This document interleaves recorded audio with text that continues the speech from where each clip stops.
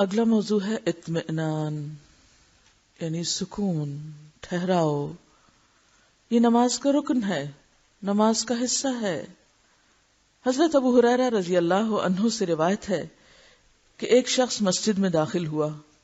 رسول اللہ صلی اللہ علیہ وسلم مسجد کے کونے میں تشریف فرما تھے. امیجن کیجئے شخص مسجد میں آتا ہے، آپ کونے میں بیٹھے ہیں. اس شخص نے نماز پڑھی اور رکوع، سجود، قومے اور جلسے کی رعایت نہ کی، اور جلدی جلدی نماز پڑھ کر رسول اللہ صلی اللہ علیہ وسلم کی خدمت میں حاضر ہوا اور آپ کو سلام کیا. آپ نے فرمایا وعلیکم السلام، واپس جاؤ، پھر نماز پڑھو، اس لیے کہ تو نے نماز نہیں پڑھی. صلی فإنک لم تصلی. وہ گیا، پھر نماز پڑھی جس طرح پہلے جلدی جلدی پڑھی تھی. پھر آیا اور سلام کیا. آپ نے پھر فرمایا وعلیکم السلام، جاؤ پھر نماز پڑھو کیونکہ تو نے نماز نہیں پڑھی. صلی فإنک لم تصلی. اس شخص نے تیسری یا چوتھی بار ایسے ہی نماز پڑھنے کے بعد کہا آپ مجھے نماز پڑھنے کا صحیح طریقہ سکھا دیں. تو آپ نے فرمایا جب تو نماز کے ارادے سے اٹھے تو پہلے خوب اچھی طرح وضو کر، خوب اچھی طرح وضو کر، یعنی وضو درست ہو کیونکہ یہ پہلا قدم ہے اچھی نماز کے لیے. پھر قبلہ رخ کھڑا ہو، تکبیر تحریمہ کہہ، پھر قرآن مجید میں سے جو تیرے لیے آسان ہو پڑھ، پھر رکوع کر، یہاں تک کہ اطمینان سے رکوع پورا کر، پھر رکوع سے سر اٹھا یہاں تک کہ قومہ میں سیدھا کھڑا ہو جا. قومہ کا لفظ قیام سے ہے، رکوع کے بعد کھڑے ہونے کو کہتے ہیں. پھر سجدہ کر یہاں تک کہ اطمینان سے سجدہ مکمل کر، پھر اطمینان سے اپنا سر اٹھا اور جلسہ میں بیٹھ جا. پھر سجدہ کر یہاں تک کہ اطمینان سے سجدہ پورا کر، پھر سجدے سے اپنا سر اٹھا اور دوسری رکعت کے لیے سیدھا کھڑا ہو جا. پھر اس طرح اپنی تمام نماز پوری کر. اس حدیث میں جس نمازی کا ذکر ہے وہ رکوع اور سجود بہت جلدی جلدی کرتا تھا، قومہ اور جلسہ اطمینان سے ٹھہر ٹھہر کر نہیں کرتا تھا. لہذا رسول اللہ صلی اللہ علیہ وسلم نے ہر بار اسے فرمایا کہ پھر نماز پڑھ کیونکہ تو نے نماز پڑھی نہیں. آپ نے ان ارکان کی ادائیگی میں عدم اطمینان کو نماز کے باطل ہونے کا سبب قرار دیا. اس حدیث سے اور کیا سیکھا آپ نے؟ اس میں آپ نے سکھانے کا طریقہ سیکھا کہ کسی کی نماز درست کرنا ہو تو کتنے صبر و تحمل کی ضرورت ہوتی ہے، جلدی نہیں. ہم اگر کسی کو غلط نماز پڑھتے ہوئے دیکھیں تو کیا کرتے ہیں؟ اس کی نماز میں ہی خلل ڈال دیتے ہیں، وہیں بولنا شروع کر دیتے ہیں، یا آپس میں کوئی اور پاس بیٹھا تو اس سے تبصرہ شروع کر دیتے ہیں، یہ دیکھو نماز کیسے پڑھ رہا ہے. اصلاح کا یہ طریقہ درست نہیں. اگر آپ لوگوں کی اصلاح چاہتے ہیں، لوگوں کو سکھانا چاہتے ہیں، تو آپ کو صبر و تحمل سے کام لینا ہوگا.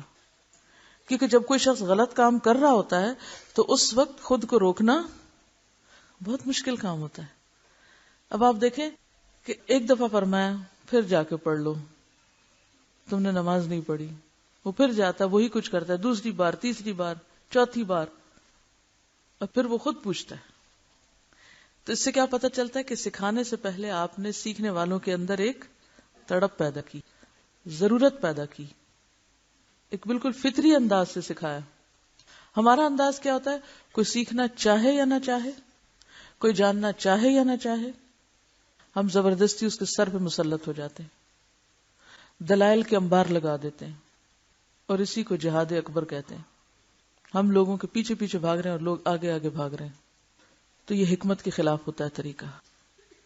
لوگوں کو سوچنے پہ مجبور کریں، لوگوں کو اپنی غلطی کا خود احساس ہونے دیں، اس کا اعتراف کرنے دیں، اور جب وہ تیار ہوں تو پھر ان کو دیں. زمین تیار نہ کریں اور بیج ڈال دیں، کیا ہوگا؟ بیج ڈالنے سے پہلے کیا ڈالنا ہوگا؟ پانی ڈالنا ہوگا، ہل چلانا ہوگا، پھر بیج ڈالیں گے تو فصل اگے گی. لیکن ہم تعلیم اور تربیت میں اس طریقے کو بھول جاتے ہیں، اسی لیے پھر نتائج کچھ نہیں نکلتے، فصل اگتی نہیں، کٹے گی کہاں سے؟ دوسری چیز جو یہاں سے پتہ چلتی ہے وہ یہ کہ آپ صلی اللہ علیہ وسلم نے تفصیل اور وضاحت کے ساتھ اس شخص کو مطمئن کر کے پورا طریقہ سکھایا. ورنہ اتنا کہنا بھی تو کافی تھا، اصل میں تم نے جلدی جلدی نماز پڑھی ہے اس لیے تمہاری نماز نہیں ہوئی، تو تم آرام سے پڑھ کے آؤ۔ اب یہاں ایک استاد اور طالب علم یا ایک معلم اور مربی اور ایک عام انسان کا باہم معاملہ چل رہا ہے۔ اس معاملے سے خود کو کمپیئر کریں۔ ہم جتنے بھی مربی حضرات ہیں، ہم سب کیا کرتے ہیں؟ کیا کرتے ہیں؟ اسی طرح سکھاتے ہیں لوگوں کو؟ نہیں اس طرح سکھاتے۔ ہم سب مائیں ہی سوچیں، اپنے بچوں کو اسی طرح سکھاتے ہیں؟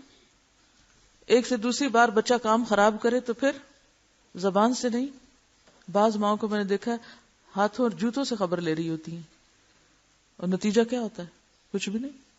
نہ بچے ماں کی عزت کرتے ہیں، نہ اس کی بات سنتے ہیں، اور نہ ہی ماں کی کوئی روب ہوتا ہے، اور نہ ہی ماں کی کوئی ویلیو ہوتی ہے۔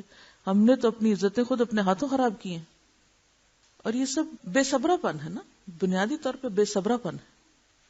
یہاں سے یہ بات بھی پتہ چلتی ہے کہ جب اس شخص نے سیکھنے کی طلب ظاہر کی تو آپ نے صرف اس پوائنٹ کو نہیں لیا جو اصل خرابی کا تھا، آپ نے اس کی جڑ پکڑی کہ یہ خرابی یہاں نہیں، اس سے پیچھے سے آ رہی ہے، کہ اچھی نماز کے لیے پہلے اچھا وضو ضروری ہے۔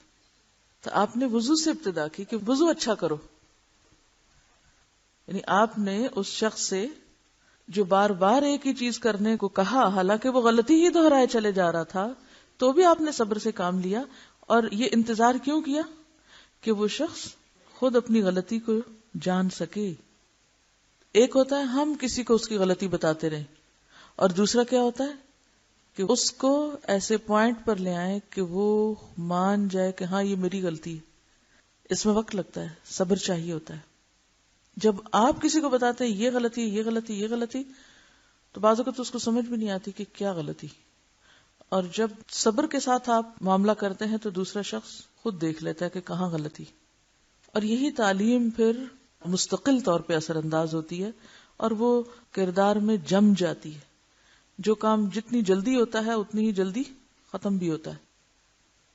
ایسا خوبصورت انداز اختیار کریں کہ جس سے اس کو پتہ چلے کہ ہاں وہ غلطی کر رہا ہے، اس کے دل میں ایک بے چینی پیدا ہو جائے، نہ کہ ہم اگنور کر کے اٹھ جائیں، اچھا کرتا رہے غلطی نہیں۔ ایسا نہیں کہ غلطی کرنے والے کو چھوڑ کے چلے جائیں، خود آپ یہاں سے خود نہیں چلے گئے، یا یہاں آپ نے یہ نہیں کیا کہ ٹھیک ہے کرتا ہے تو کرتا رہے، یہ نہیں ہے مطلب یہ کہ وہ ایک پوری نگرانی میں اس عمل کو درست کیا جائے صبر کے ساتھ۔ اور سب سے اہم بات جو اس حدیث سے پتہ چل رہی ہے وہ یہی کہ اطمینان کے بغیر جلد بازی میں پڑی ہوئی نماز ہی نہیں۔ اسی لیے ایک اور حدیث میں آتا ہے، حضرت ابو مسعود انصاری رضی اللہ عنہ روایت کرتے ہیں کہ رسول اللہ صلی اللہ علیہ وسلم نے فرمایا، آدمی کی نماز قبول نہیں ہوتی یہاں تک کہ رکوع اور سجدے میں اپنی پیٹھ سیدھی نہ کرے۔ اور پیٹھ سیدھی کب ہوتی ہے؟ جب آپ اطمینان سے نماز پڑھیں۔ اگر آپ جلد بازی میں پڑھ رہے ہیں تو آپ ابھی سیدھے ٹکے ہی نہیں، خود کو صحیح پوزیشن پہ لائے نہیں اور اٹھ بھی کھڑے ہوئے، تو پھر نماز تو نہ ہوئی۔ اور خصوصاً خواتین کو میں نے دیکھا کہ وہ رکوع بالکل غلط کرتی ہیں، یعنی آدھا آدھا جھکے ہوتے ہیں، سر تو سیدھا ہی کھڑا ہوتا ہے، ہلکی سی بس کمر جھکا لی، لیکن جو رکوع کا تقاضا ہے پوری طرح جھکنا پورا نہیں ہوتا۔ رسول اللہ صلی اللہ علیہ وسلم نے صحابہ کرام سے پوچھا کہ شرابی، زانی اور چور کے متعلق تمہارا کیا گمان ہے، یعنی ان کا گناہ کتنا ہے؟ صحابہ نے کہا، اللہ اور اس کے رسول بہتر جانتے ہیں۔ آپ نے فرمایا کہ یہ گناہ کبیرہ ہیں۔ کون کون سی چیزیں گناہ کبیرہ ہیں؟ شراب پینا، زنا کرنا اور چوری کرنا۔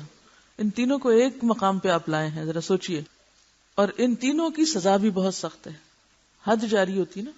شراب پینے والے کی سزا کیا ہے؟ 80 کوڑے، زنا کرنے والے کی 100 کوڑے، اور چوری کرنے والے کا تو ہاتھ ہی کاٹ دو۔ کوئی معمولی جرم نہیں ہے، چھوٹی سی بات نہیں ہے۔